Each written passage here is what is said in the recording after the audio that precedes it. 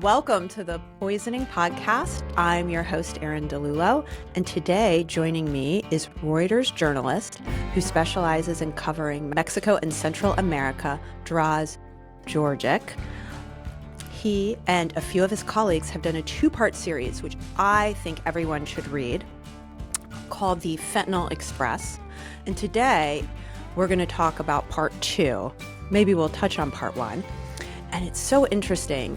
It's about how China and Mexican cartels exploited a Tucson maintenance man in a 1930s trade law here in America. Welcome to the show. Thank you very much. Thank you for having me.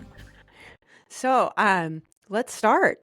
I mean, a Tucson maintenance man is fooled by Mexican cartels. Please give us a little bit of the story. Well, I don't know where to start. It was a very long investigation, but I'll start with a Tucson maintenance man. He's a gentleman who was 63 years old. He migrated from Mexico about 40 years ago to the United States, and he had a side hustle, receiving packages in his home in Tucson. And ferrying them across the border to Mexico, and then reshipping them from within Mexico. I know that might sound a bit strange, but just bear with me. Essentially, for a very long time, it was difficult to obtain modern goods and inside Mexico and obtain them with speed. And so people would order things. Oftentimes, it would be things like fertilizers for farms, farm equipment, tractor goods, whatever people needed in areas like Sonora and Sinaloa in northern Mexico. And they would order it to his house. He would sling them on the back of his truck, drive them across the border. Usually no one would ask questions, right? Things coming from Mexico to the United States are checked very heavily. Goods going from the United States to Mexico, not so much. And so across the border, he would go into a local version of DHL or FedEx or Mexican companies, and he would basically repost those items and send them off to their final destination. And then at one point, one of his clients, now bear in mind, this gentleman over the last 40 years, he said that he acquired a client book with about 5,000 names in it. Wow. And so one of his long-standing clients introduced him to a man called the engineer Jonathan, who claimed to be just another farmer, agriculturalist in Sinaloa. So Wadida here didn't think much of it, and he started sending him.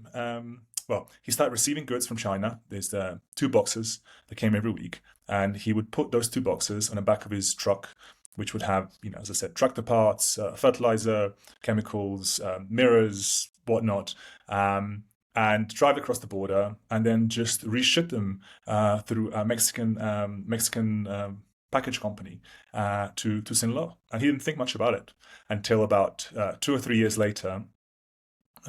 Dozens of federal agents at just before dawn surrounded his house and knocked on his door. And at the time they were very shocked, because they were expecting to find a fentanyl lab in Tucson. And this was sort of a sleepy middle-class neighborhood of Tucson. Yeah. There were so many chemicals, and I can go into details of what the chemicals were, arriving to this house, that the agents initially thought they were about to bust a fentanyl lab on U.S. soil. Instead, what they found was a confused elderly man who didn't really speak English. Oh, really? His English wasn't even that good. No, Poor guy. I met up with him. I interviewed him earlier this year, and he didn't speak English. But he's, in many ways, he was a sort of American success story, because he came here. He had 3 children. The children were all grown up. They, by all accounts, are doing well for themselves. And he was just hustling, but he became a cog in the global fentanyl supply chain when it comes to precursor chemicals coming from China, going to Mexico, and often that route including the United States. And these chemicals are so easy coming to America now that some of your colleagues at Reuters purchased them themselves in an investigation. Yes, this was the first part of the Mhm. series. It's going to be a sort of a multi-part series. There's more stories coming out, Ooh. but in the first part of the series, my colleagues spent about a year talking to Chinese chemical sellers in China and ordering chemicals, fentanyl precursors, to addresses in New Jersey and in Mexico, and basically using about $3,000, paying most of it Bitcoin, we managed to buy all the ingredients needed to produce about $3 million worth of fentanyl, and yeah, it all arrived. None of the packages were intercepted. None in the United States and none in Mexico, which is sort of the purpose of the investigation, was Okay. to burrow into the supply chain of these fentanyl chemicals, but also to show just how easy it is. Unfortunately, despite the fact that you have 75,000 Americans dying every year, the cartels are able to sort of to get hold of chemicals with frightening ease. Although that's becoming slightly harder, but as our investigation shows, it's still possible. Yes, I don't even think the average American, when they think of border security, thinks of packages leaving America to go into Mexico that will then come back to kill them. Yeah, I mean, it's also kind of slightly shocking to us when we realize that the United States is a key transit hub for these fentanyl precursors, and the reason for that is, well, and this is what is sort of I would recommend to people to read the story, and obviously we'll Yes. get into the details of it. It is a long and complicated tale, but essentially the drug cartels have figured out that the United States is receiving so many packages every day. We're talking about 4 million packages every day. That it's just impossible for anyone, the U.S. government or any country in the world, to check 4 million packages that arrive every day on its shores. It's a Yeah. staggering figure, and despite all the hard work by the customs agencies and others, it's a flood, right? And they've figured out that if they send small packages, small items, small boxes buried in that sort of tidal wave of 4 million packages arriving every day, there's a pretty good chance that their chemicals will get through. And also the way that the global trade works, so many goods that are bound from Mexico also go via the United States. But the biggest issue is that the way the current security system is set up, goods coming from China to Mexico, especially chemicals, the Mexican authorities, they're looking for them. There's Mhm. obviously a lot of flaws, but they are looking for them, and the U.S. government is also looking for goods coming from China to Mexico. But goods coming from China to the United States are so big that you can't really scan it. So what they send from China to the United States almost certainly is going to get through. And then once it gets through into the United States, there's very few checks of things going from the United States down to Mexico. Does that make sense? So Yeah. essentially, they're crossing two borders, but in a way, I'm it's an laughing. optimal. I'm sorry. This is just ridiculous, right? They're Yeah, crossing two international borders.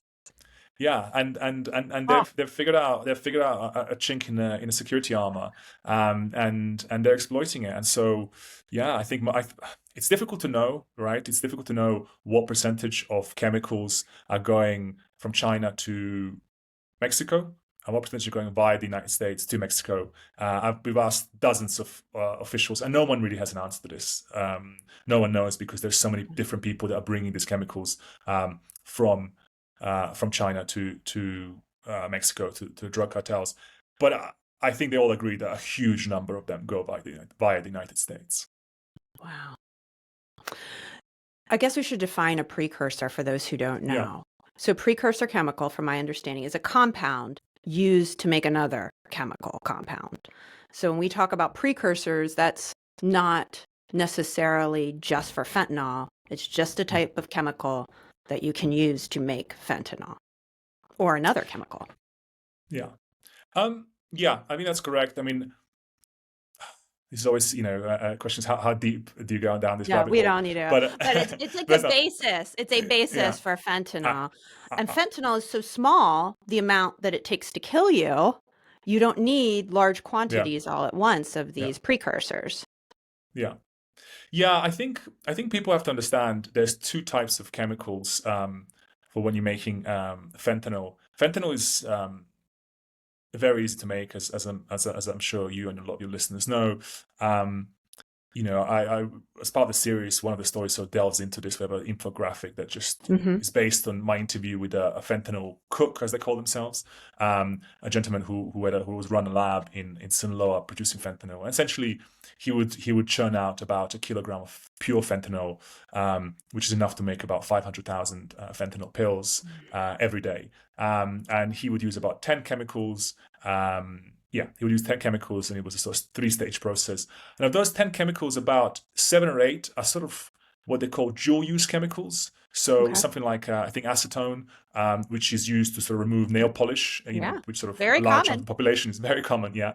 And then you have things like, 4-APP, which is 4-ANPP, sorry, or 4-AP, which are sort of what they're called precursors. And the precursors are essentially, I think the best way that was explained to me is to think of them as sort of ready mix that you would Hmm. that would use to produce certain food. And so you use the ready mix with a few other common chemicals. You mix it together, and boom, you have your fentanyl. And it's really not much more complicated than that.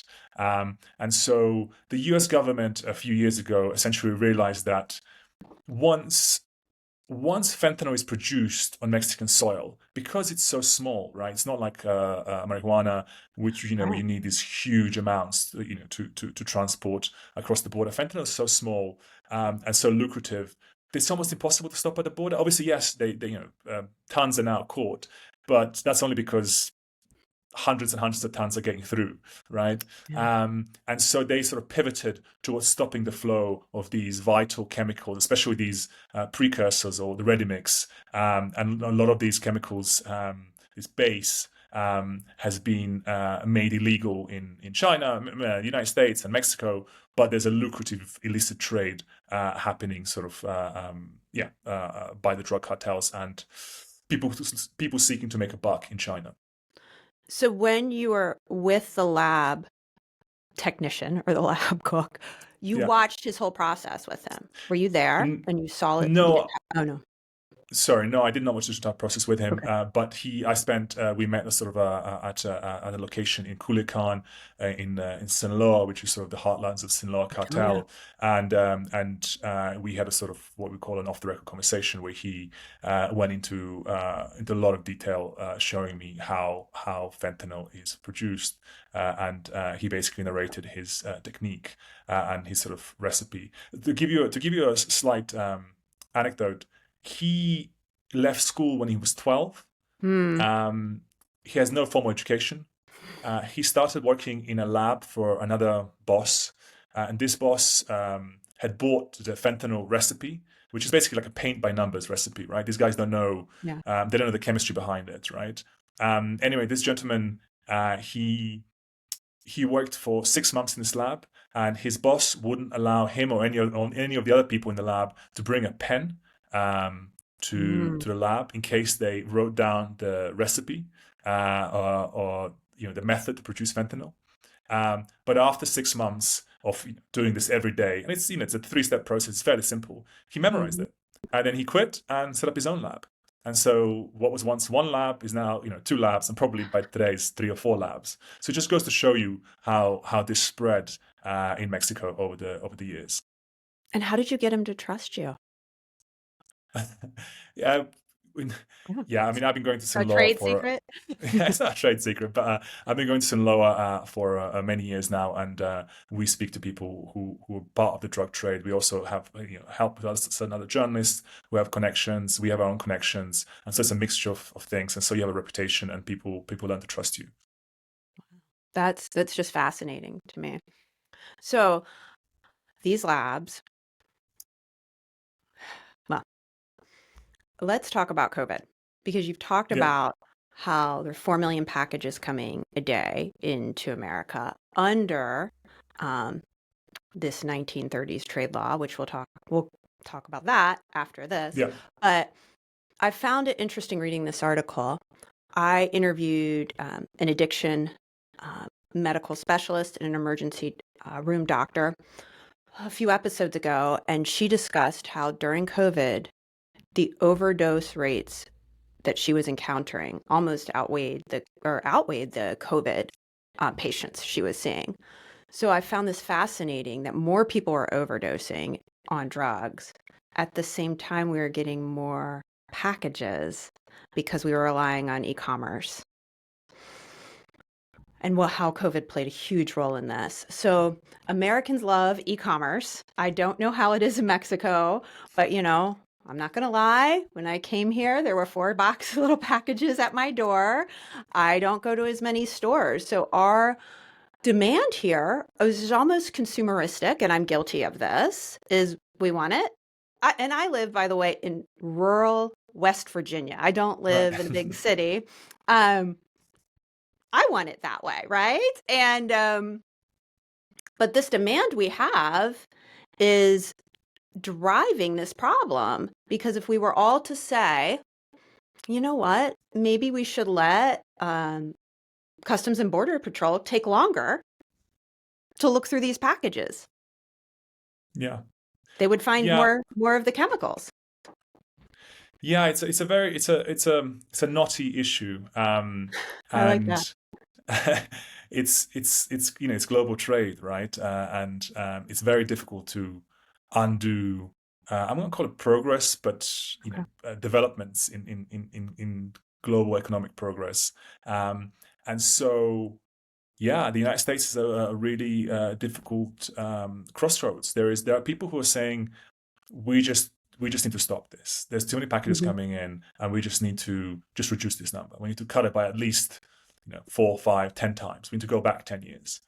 And then you have other people, usually people who are representative of big business, saying you can't turn back time. You can't. The genie's left the bottle, and also the American consumer, the American voter, is used to receiving 3 or 4 packages at their doorstep every other day. It's just a way of life. So the benefits and the sort of the risks is something that I think politicians are grappling with. And so far, I haven't really seen anyone come up with a great answer for how to deal with this problem. And perhaps we can talk a bit about the de minimis, so people understand a little bit more the history of this issue. It took us about 19 minutes to say de minimis. And you can't say it 10 times fast. It's a tongue twister. So de minimis is Latin for insignificant, right? Or not significant. Yeah. Too small to bother about. Too small to bother with until it kills 75,000 people every year. You want to tell us a little bit about this 1930s Trade Act? Yeah, essentially this was introduced in the 1930s for when people were crossing the border, and if they were coming back with a good that was a pencil or something, that just wasn't worth taxing from another country. Sure. And so anything below $1 was seen as not worth taxing, and you can just import it without any problem. That increased to about $5 in 1970s. Obviously, as inflation increased, small value goods, their cost also increased. And then in 1994, a bunch of shipping companies, not shipping company, what do you call them? Package delivery firms. They wanted that increase, and they got it increased to about $200. The Congress increased it. And then in late 2000s, I think 2008, DHL, UPS, and FedEx created their own trade group called the Express Association of America to essentially lobby Washington to increase that to $800. So basically, any goods that are below $800 entering the United States would fall under de minimis and would essentially be not worth taxing. For the express companies, that was very attractive because that meant all of a sudden that more and more goods would fall under their sort of more and more they could ship more and more goods with their sort of planes and their shipping channels, and they saw that as a really sort of attractive proposition. And I think when it was finally passed, I think it was 2015, and most people just didn't think about it. There was no connect. Fentanyl wasn't a thing on people's radar. Yeah. A lot of the senators and congressmen that we spoke to, who backed at the time, and many of them have since sort of changed their mind. They just didn't see this coming. So there's a sort of a law of unintended consequences. But what that did, I think a lot of businesses in China, especially, realized that you could send goods to the United States that would not just be exempt from duties, but they would therefore arrive faster. And as you know, in any business, it's time is money, right? And so if you can get something to arrive to its destination faster, that saves you a lot of money. And obviously, if you're exempt from goods, from paying duties, it's very attractive. So this sort of very quickly triggered a sharp increase in the way that goods are coming from China to the United States. Does that make sense? I hope I've sort of I'm trying to simplify a sort of a global, Right. complex global trade issue into a few words. Well, I don't think many voters in America was thinking about it a few weeks ago. But this trade law was set up more about taxes or duties, right? Like they weren't thinking about inspection when this. Do you think they were really thinking about security inspection when they kept raising the limits? No, I think no. The answer to that is no. I think the thinking was that it was an efficient way for. Let me rephrase that. Most of these goods that come into the United States are worth about $50 on average. So for your average Customs and Border Patrol agent to take that good out, write it down, what it is, all this sort of paperwork with it, send it across to another agency to then request the money. By the time you paid, by the time they got sort of, let's say, $10 of duties on that item, they probably spent 20, 30, 100. I don't actually know the figure, but a lot more money in terms of wages of all those people on taxing the item. So it actually doesn't make sense, right? Right. So why would you try and get $10 in tax back when it's going to cost you $20 to tax that item? So from an economic point of view, it made a lot of sense. And the focus at that point, there was definitely not on security, because fentanyl in particular just wasn't such a big issue at the time, and they just didn't realize that.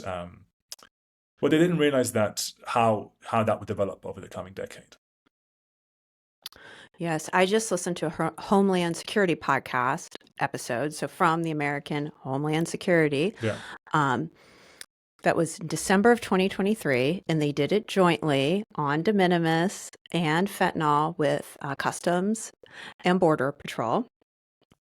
And they talked about how they had set up, they had slowed down e-commerce earlier in 2023 in a section to see what these packages were like and really try to get some data points.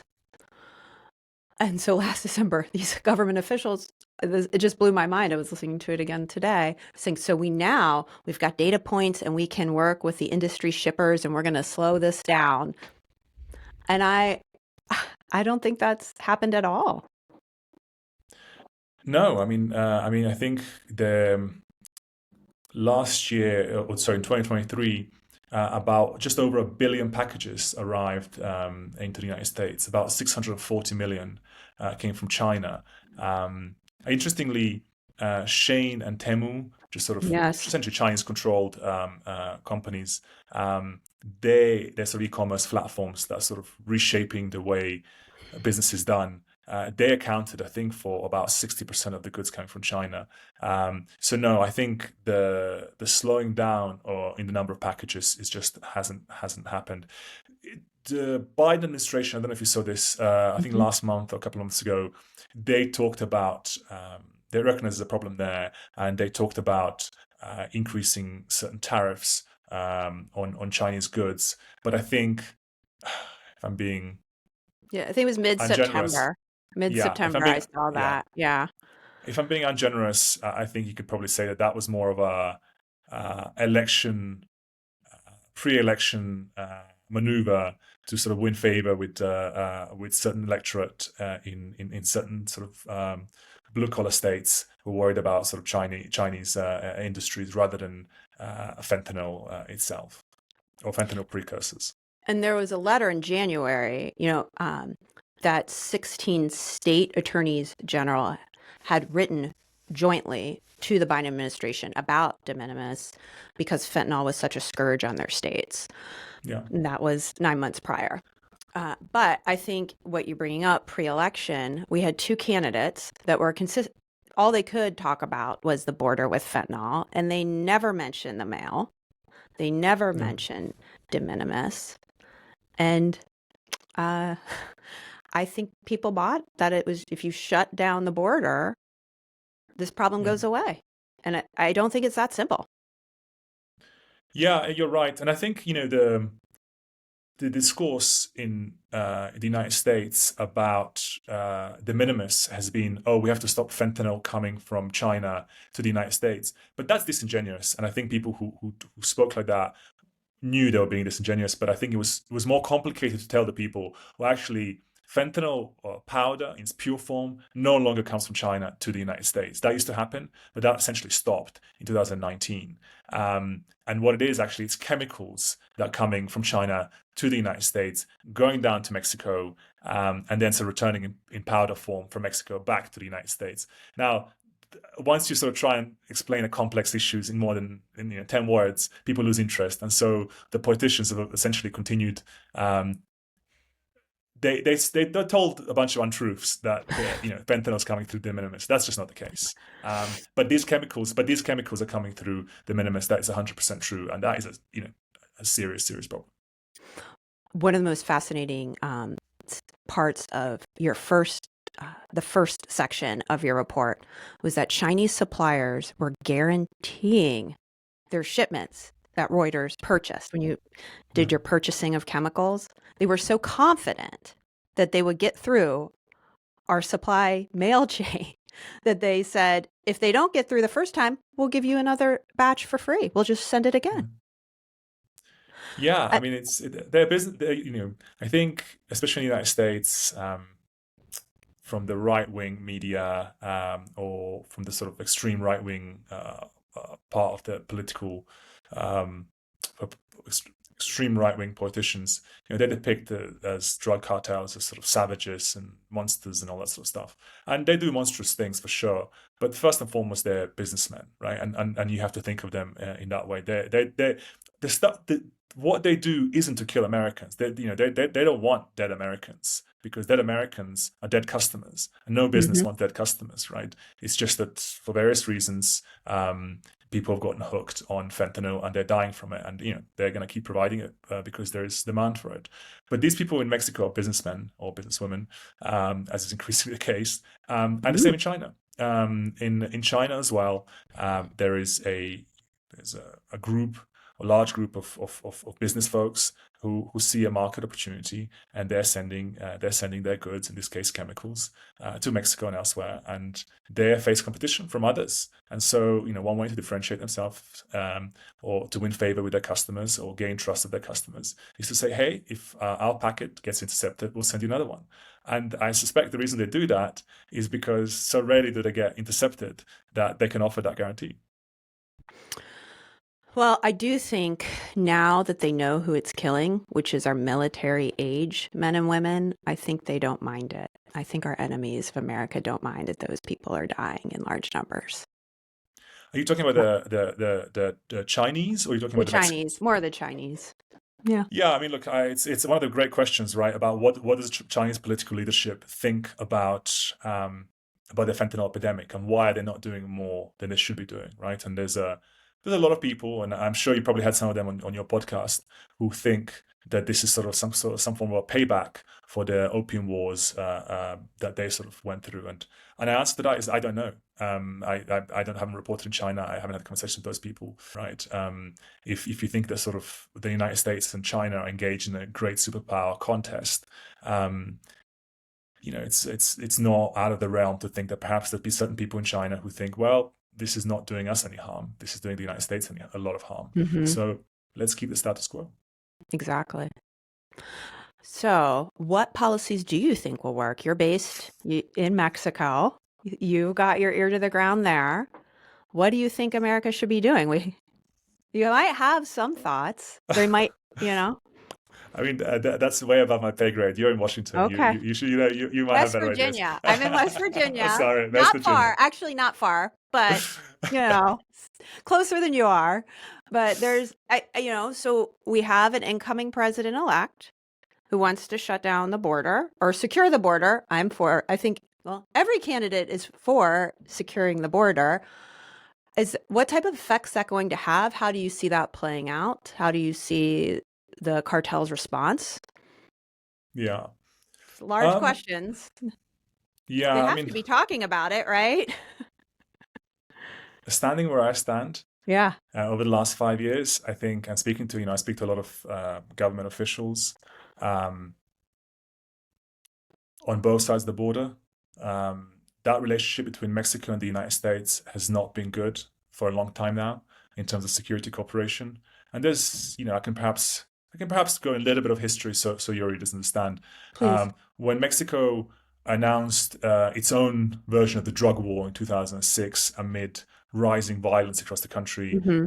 Mexico sort of embraced on what they call the kingpin strategy, or what was widely known as the kingpin strategy. And this was sort of championed by the US. And this strategy essentially focused on killing or capturing the heads of cartels, the big bosses. And the idea was that if you if you cut the head of a snake, then the snake essentially will die and rot and die. Um, in terms of the strategy itself, that goal, it was very successful. Most of the big cartel chiefs were killed or captured, but the overall impact was a disaster for Mexico.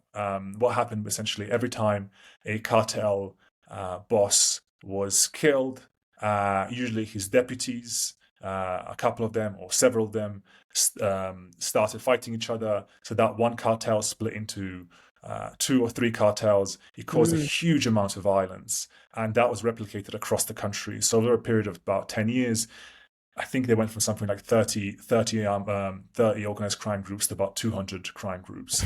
And at the same time, the death toll went from a few thousand to about 30,000. So imagine, from Mexico has paid a heavy, heavy price for embracing the wrong strategy and what's been happening on its own soil. So as we know, when President Andres Manuel Lopez Obrador came in power in 2018, he probably correctly said, listen, what we've been doing just isn't working, and we've just had huge bloodshed in our country. And so he essentially decided to stop that strategy, and that was the end of that strategy, which is probably a correct call. But the problem was that he didn't have something to replace it with. Well, he replaced it with something called hugs, not bullets, as a security strategy, which was Really? essentially, Was it called that? Hugs, yeah, not it's called bullets? hugs, not bullets. Okay. And the idea was to go after root causes of crime. What was, why are swathes of young men embracing drug cartels and drug trafficking? And he thought if you can help them with a bit of money and some scholarships and put them on the right path, then that was what transformed Mexico. And possibly for some number of them, Yeah. it might have helped. It might have turned some people away from drug cartels. But for most, it didn't. And obviously, the ones who were already in the drug cartels, they continued what they were doing. And under Lopez Obrador, the enforcement, the sort of the stick, the carrot was one thing, but the stick that you usually have in any situation like this didn't exist. And so the cartels had a bit of a free for all. And this coincided at a time when fentanyl production stopped in China in 2019, as I mentioned earlier, and basically all moved to Mexico. And so, yeah, so during this period, it's last 5 or 6 years during the administration of Andres Manuel Lopez Obrador, the cooperation between the United States and Mexico was pretty limited, and the fight against drug cartels didn't go very well, and as the fentanyl production continued to soar. And so, to go back to your question, what can they do?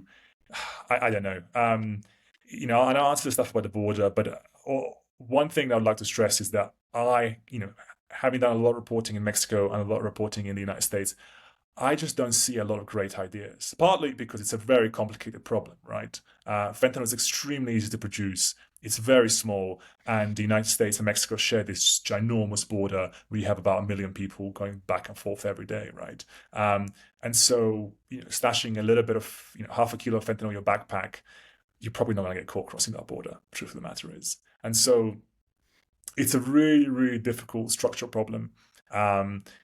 And yeah, I haven't seen authorities come up with good ideas. I'm sad to say that. So Mexico's got problems of their own, obviously, that they can't figure out. I think the slogan should have been "Hugs, not drugs," instead of "Hugs, not pistols." At least it would rhyme.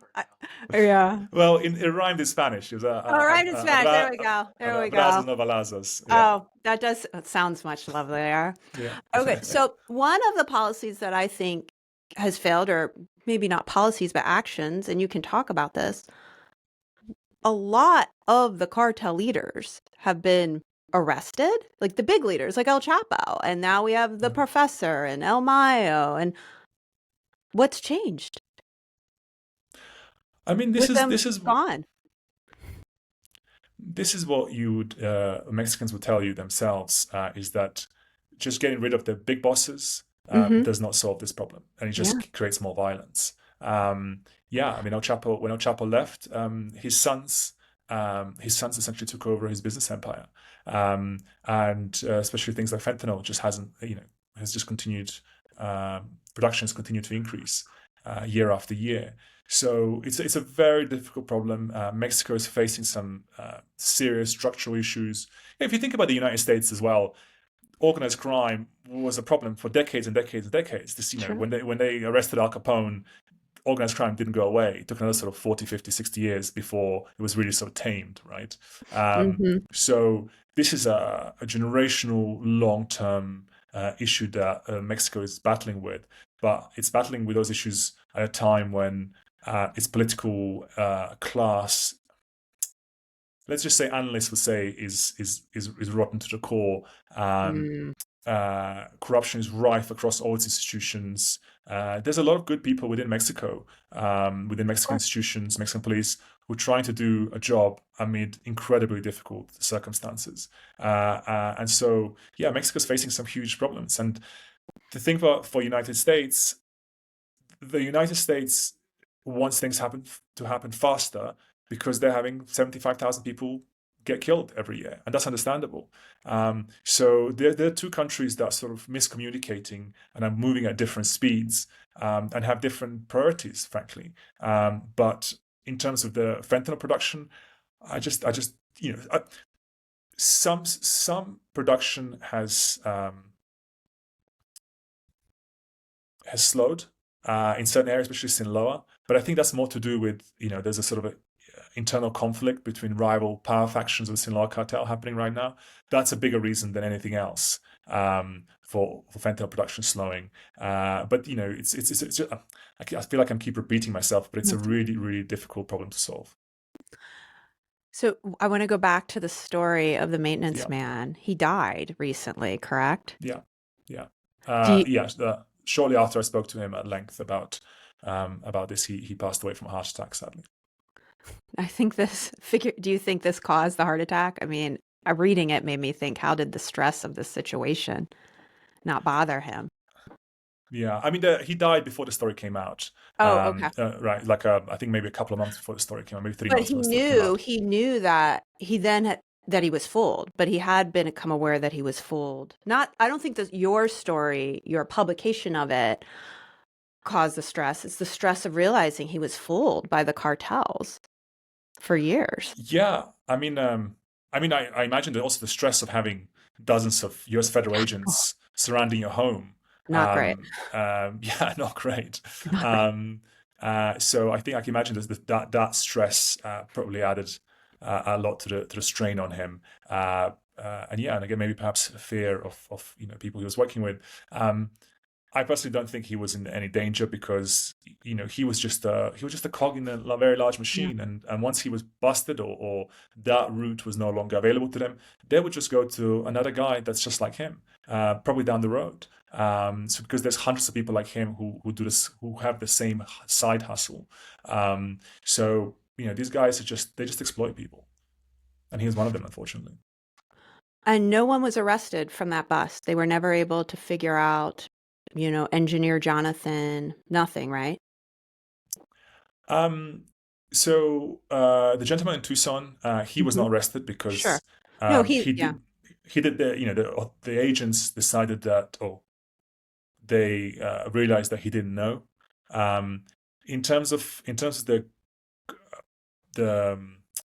people in Mexico, they tracked the shipments, the chemicals, the precursors, to a warehouse in Culiacan, and that warehouse belonged to a family that was a sort of a reasonably well-known drug trafficking family that was actually related to El Chapo Guzman, Joaquin El Chapo Guzman.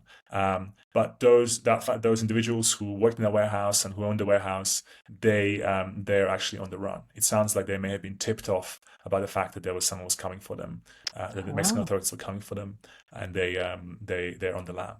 They're on the lam. Wow. So is naloxone, also known as Narcan, is that something people have on them in Mexico? No. That's just not a thing here. I mean, there's the fentanyl. People are more concerned about fentanyl. More people are dying of fentanyl in Mexico, but the numbers are still very small. I think recreational drug users in Mexico City, they've started having fentanyl strips with them, fentanyl testing strips. Sorry, something that's pretty common, right, in New York and other parts of the United States. But that's just still starting here. But fentanyl hasn't sort of hit Mexico as hard as it has the United States. Good to know. Well, I recommend everyone in America to have naloxone on them. You never know when you can save someone's life and give them a second chance. Is there anything else you'd like to share with us today, Draz? Well, I'd encourage people to go and read these stories. Spent about a year and a half working on them, and there's more coming out over the coming couple of months. And just keep reading about this issue in general. It's for me, it's staggering to see what's happening in the United States. This is a tragedy that's going to ripple across generations of American families. It's impacted pretty much everyone in the United States in some shape or form. It's devastated entire communities. So I think people need to be aware of it, they need to be reading about it, and need to be sort of talking to their politicians, because this is something that, in my opinion, should be higher up the political agenda than it is. But sadly, I suspect this is something that's going to stay with us for certainly in the short and medium term. I agree with that analysis, and I also think both of the first two pieces were excellent. I'll make sure to share them in our Substack this week. Thank you. Thank you for coming on The Poisoning. Thank you for having me.